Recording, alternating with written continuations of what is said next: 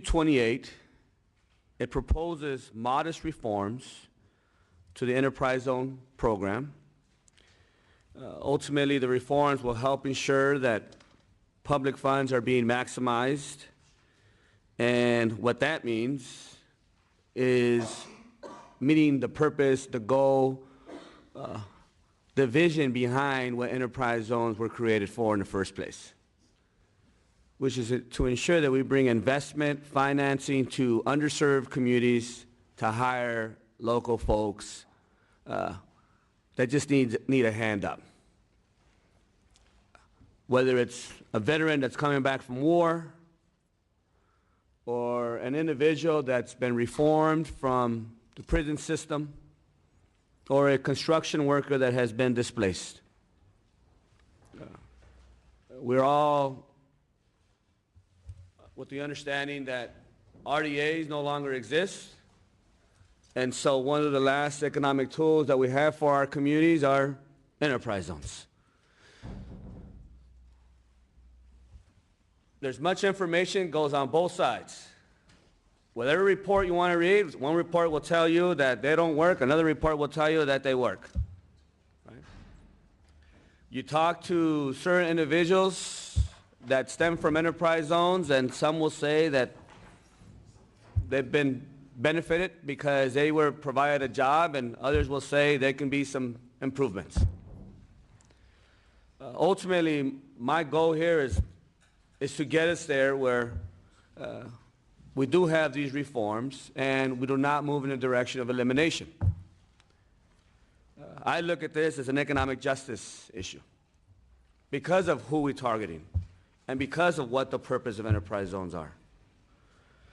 And so knowing that certain areas throughout the state of California are hitting over 25, 30, 35% unemployment, and obviously just finally moving in a direction out of a recession, I think we have a window of opportunity to make sure that we do bring about economic development throughout all our regions that have high unemployment rates. So at its core, this bill will do a few things. It will limit the size and scope of new zones by limiting them to low-income census tracts.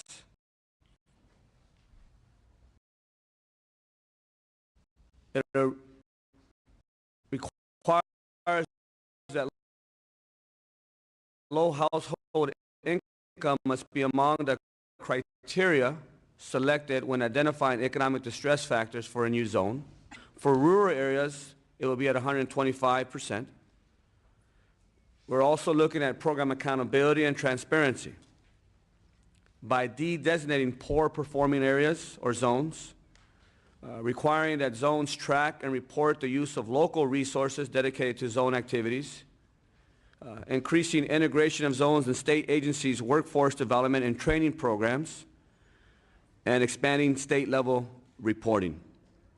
We've also requested that this bill be amended to include an urgency clause so that economically distressed areas of the state and businesses and enterprise zones have certainty regarding the incentives available for attracting and retaining jobs. And really what that means at the end of the day is that we have ongoing dialogue on this issue. This is just the beginning. We need to make sure that we get as many people as possible to the table, from leadership, if possible, the governor's staff, the governor, to labor, to business, and really hash out what core areas for them are very important and perhaps what are not, and find the sweet spot and do what we can to put that into this bill. So the urgency clause will allow us to give us that time that we need to work out those kinks, those wrinkles that we have. And mind you, I am really hoping that we can get there because it has been a long ride. Good morning, Mr. Chair. Cassie Gilson on behalf of the California Employment Opportunity Network. It's a coalition of organizations and individuals that assist businesses located in enterprise zones. I'd like to express my support for the bill, thank the Assemblyman for his leadership, Ms. Simons, and yourself as well, and many of you who have engaged in what is a really difficult issue, and reiterate our commitment to sitting at the table and rolling up our sleeves and working with all parties as this year goes forward to develop reforms to the enterprise zone that reinforce its core values and address some of the outstanding issues. Thanks very much. Julian Canetti, California Asian Pacific Chamber of Commerce. I want to thank Assemblymember Manny Perez for his leadership on this issue. We feel that these are important reforms, important to the enterprise zones, and for that reason we're in support.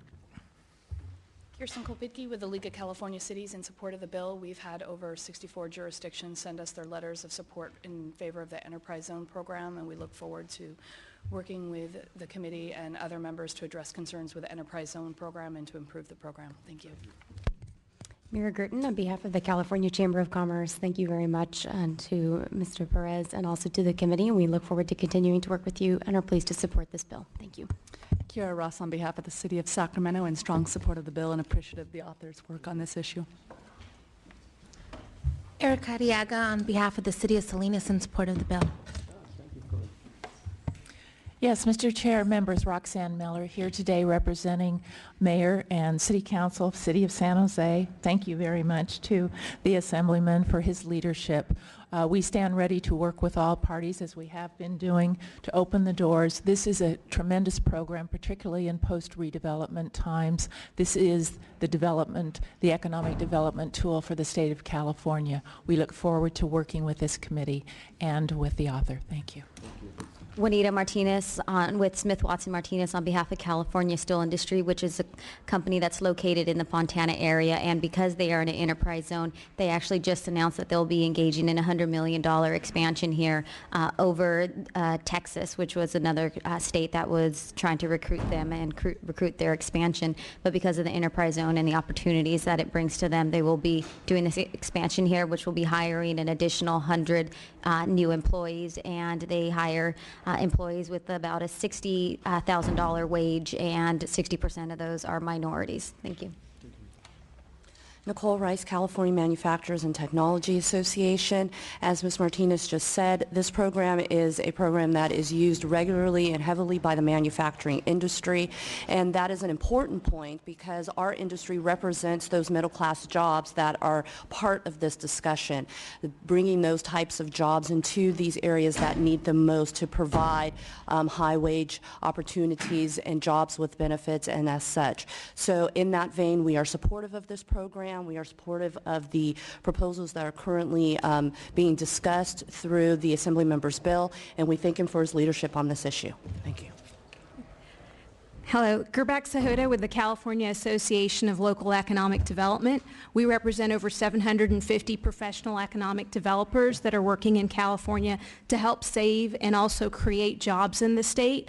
We thank Tony and we thank the Assembly member for all the thoroughness they did in review of the program and the reforms that they've put forth in AB 28. We believe that this is very thoughtful, and we're very much in support of this, and we hope that you are as well. Thank you. Thank you. Mark Martinez, President and CEO of the California Hispanic Chambers of Commerce. I come from the third most successfully used enterprise zone in California, that's San Joaquin County.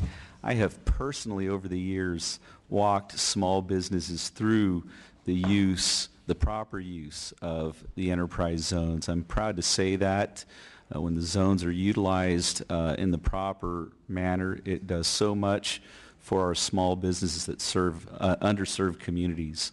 So I applaud the reform aspect of it, and I encourage your aye vote.